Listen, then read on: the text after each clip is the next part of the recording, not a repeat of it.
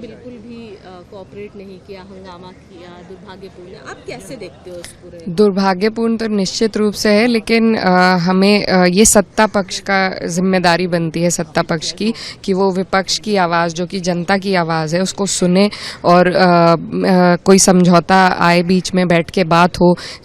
लगातार विपक्ष SIR का मुद्दा पहले दिन से उठाता रहा है, लेकिन एक भी दिन सरकार की तरफ से कोई आश्वासन नहीं मिला, कोई समझौते की बात नहीं हुई, डिस्कशन की कोई बात नहीं हुई।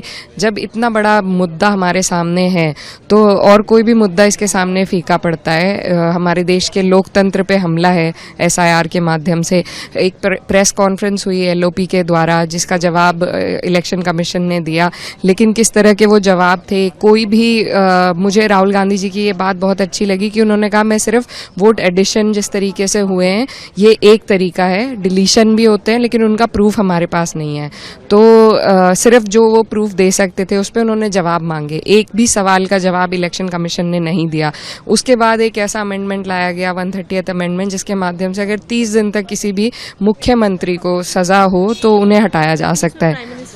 बिल्कुल है, लेकिन ये भी हमारे देश की कानून व्यवस्था और धरातल की सच्चाई है कि फर्जी मुकदमे भी होते हैं, फर्जी कार्रवाई भी होती है, राइट टू अपील भी मौजूद है, ड्यू प्रोसेस ऑफ लॉ है। आज से पहले भी बड़े नेताओं पर कार्रवाई हुई है, एक ड्यू प्रोसेस के तहत हुई है। तो ये जल्दबाजी किस बात की है कि 30 दिन में ही आप सत्ता से हटाना चाहते हैं किसी को?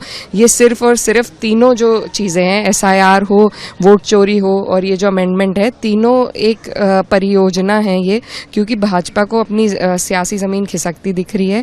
इन लोगों को लगता है कि अब इसी तरह के फरमान लाने के माध्यम से ही ये सत्ता पे काबिज हो सकते हैं, तो उसी की परियोजना बैठाई जा रही है।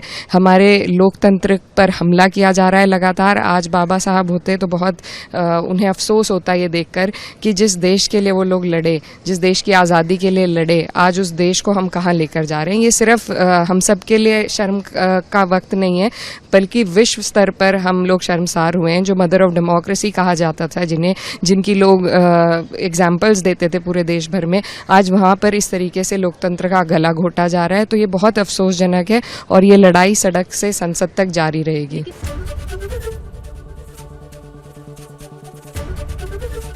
ABP गंगा, खबर आपकी, जुबान आपकी।